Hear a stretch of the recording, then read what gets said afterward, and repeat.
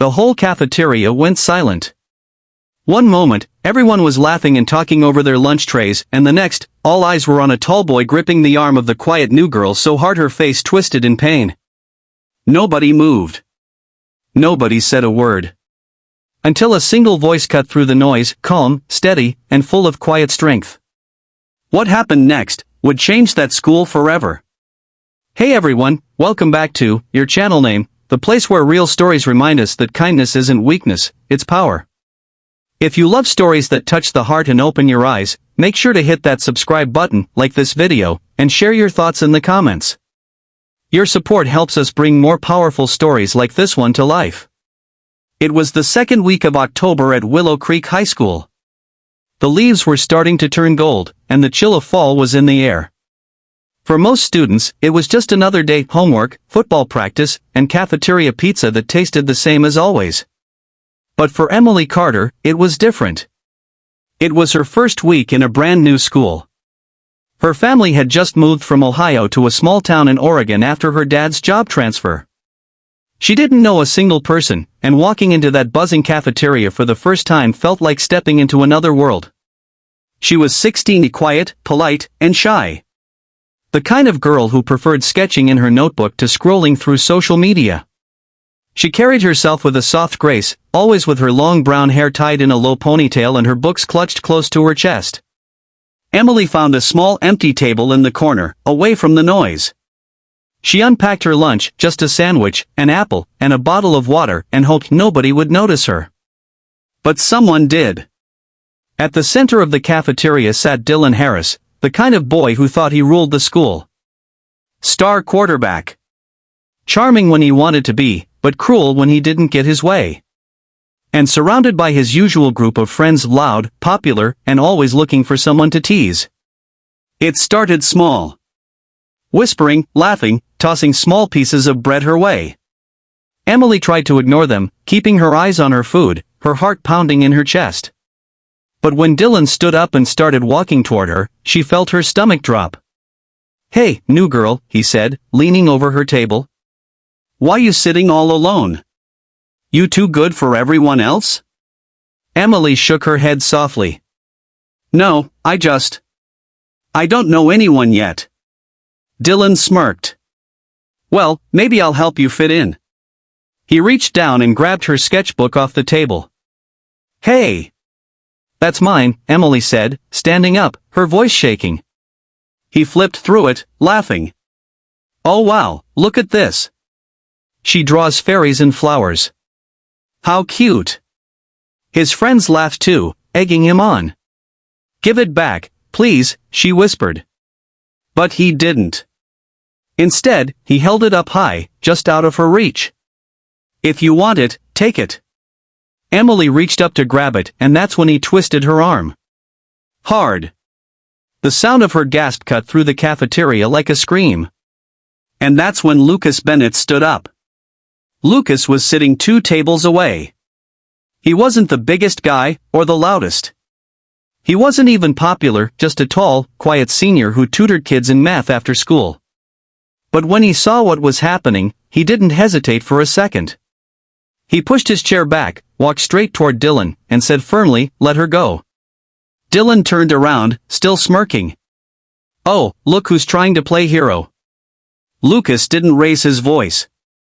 "You're hurting her. Let her go."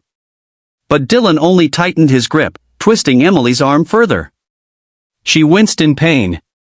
The crowd started to murmur, some pulling out their phones to record. Lucas's eyes narrowed. "Last warning, Dylan." Dylan laughed a short, cruel sound and said, "What are you gonna do about it?" And then it happened fast. Lucas reached out, grabbed Dylan's wrist, and with one quick motion, the kind of move you'd only know if you'd been trained, he twisted Dylan's arm away and stepped in close. Dylan yelped in pain, the sketchbook dropping to the floor. In less than a second, the tables had turned. The so-called tough guy was the one on the floor, holding his wrist, eyes wide in shock. The cafeteria was dead silent. Lucas didn't say a word. He just helped Emily pick up her sketchbook and asked gently, "You okay?" She nodded, her voice trembling. Yeah. Thank you. A teacher rushed over, demanding to know what was going on. Before anyone could twist the story, the videos from the students' phones made it clear, Dylan was the bully.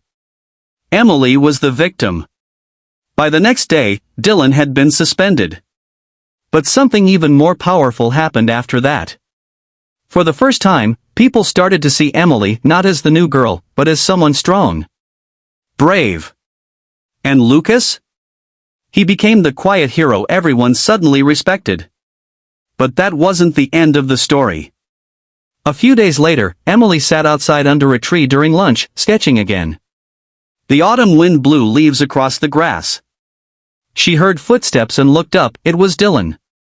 He looked different this time. His confidence was gone. His shoulders were slumped. He stood there awkwardly, holding a folded piece of paper. "Hey," he said quietly. "Can I talk to you for a sec?" Emily hesitated, but then nodded. He took a deep breath. "I just wanted to say, I'm sorry. For what I did. For everything." Emily looked at him for a long moment. She could have yelled at him. She could have told him to go away.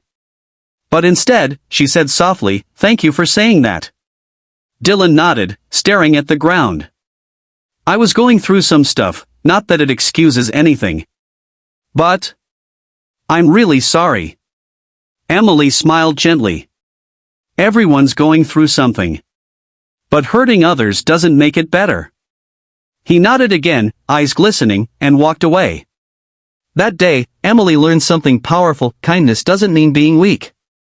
Sometimes, it takes more courage to forgive than to fight back. The rest of the year, things changed at Willow Creek High. Lucas and Emily became good friends.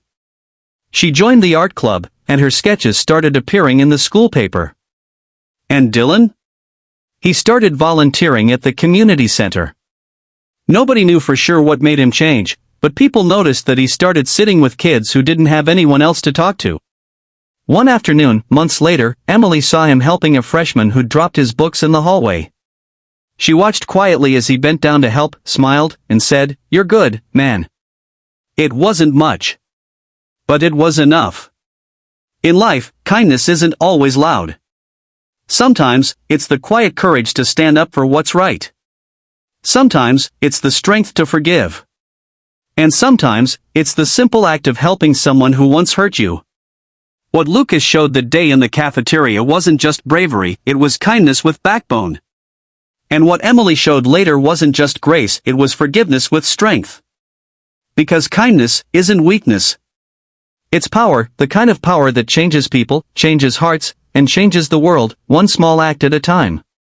So the next time you see someone being hurt, or left out, or struggling, remember. You have the power to make it better. Choose kindness. Always. Thanks for watching this story on your channel name. If this story touched your heart, please like, share, and subscribe to our channel for more inspiring stories every week.